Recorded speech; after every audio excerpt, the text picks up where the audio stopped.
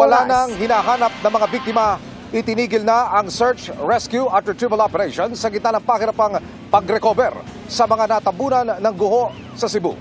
68 ang opisyal na bilang ng mga nasawi sa pinakauling tala ng Office of Civil Defense Region 7. Ang aktwal na paghahanap sa ilang mga biktima rito po sa Bugo City. Narito sa aking eksklusibong pagtutok. Mas lagi na kailan mo? O mo kailan? Karuta ka din mo, boss? Nang mapasok ng Quick Response Team ng DPWH at ng Philippine Army ang area kung saan naroon ang mga bahay sa paanan ng kabundukan na natabunan ng landslide, maging sila nabigla sa nakita. Sus, ang taon ka loy.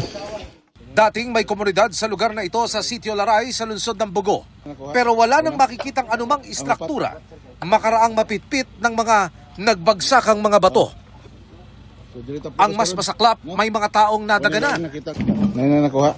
Una? Ang upat. Una nang na-retrieve ng mga otoridad ang 4 na labi sa guho. Breaker na go? Pero may mga mag-anak na naiwan pa raw. I suspected to tulog ka katong lawas na tabunan ng dakong bato from the landslide area. Dahan-dahan ng retrieval dahil mayat maya ang aftershocks. Tinalian ng mga batong dumausdos at sa tulong ng mga heavy equipment. Binasag ang mga bato para ma-penetrate ng team ang mga labi sa ilalim gamit naman ang mga hydraulic spreader at cutter. Ilang oras ang lumipas, nakuha ng mga biktima, pawang wala ng mga buhay. Ang na-retrieve sa napuruhang bahay, ang pamilya ni Philip John Malinaw, panganay na anak ni Tatay Gregorio. Kasama ni Philip John ang kanyang may bahay at 2 anak na kapwa, 11 at 8 taong gulang. Natutulog na raw ang pamilya na mangyari ang pagyanig. Di ka sa bukid, ligid. Igo ang balay.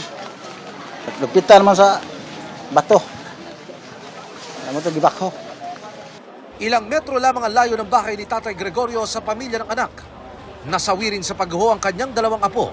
Sa pangalawang anak na si Mark, hindi raw niya inakalang mauuwi sa trahedya ang paninirahan nila sa paanan ng bundok. Ano uusad? Paano?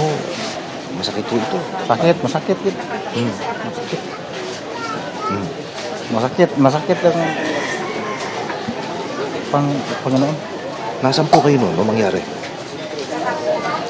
Nandito kayo sa sakahan? Nasa labas kayo ng bahay kayo? Halos naubos din ang pamilya ni Nel John Tapang nang matabunan ng naglalakihang bato. Ang nag-iisang nakaligtas sa mag-ina ni Nel John, ang kanyang 11 taong gulang na anak. Murag na siya ako, sir. Wala na sila. Sino ang nagsabi sa'yo? Paano mo nabalitaan? Muli mo ko dire. Umuwi ka rito. Tapos, ano yung nadatnan mo? Nagatuloy na mo sila sa pabaw. Aha. Naabda na mo nga una ni silang tulo. Ugot pa kayong sinugan, sir. Si Ariel kailan naman hindi matanggap ang pagkasawi ng kanyang 2 taong gulang na bunsong anak, lalo't kamamatay lamang ng kanyang misis at ng kanyang panganay na anak dahil sa malubhang karamdaman. Paano mo nalaman na lang? Nung pagka-lindol, katapos ng lindol, nung lindol, nagkataranta kasi kami doon kasi nagganon na ba.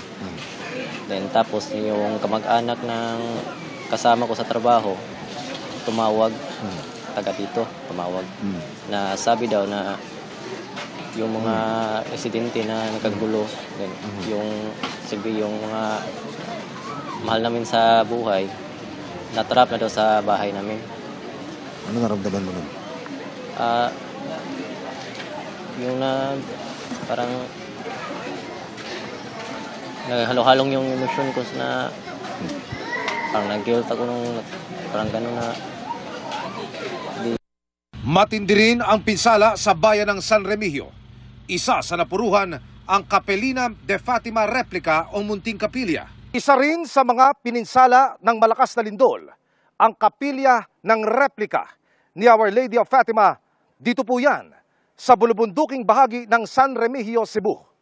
Itinayo ang kapilyang ito taong 2020. At kung inyong makikita mga kapuso, pinadapa ng pagyanig ang mga pader ng istruktura.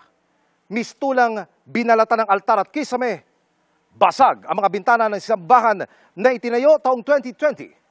Pero hindi naging hadlang ang pagsubok na ito para sa mga Cebuano para lalo nilang mapalalim ang kanilang pananampalataya.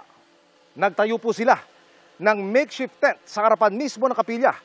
At dito ngayon, idinaraos ang pagdiriwang ng mga banal na misa para sa nalalapit na kapistahan. At walang tigil na pagdarasal para makarecover kaagad ang probinsya.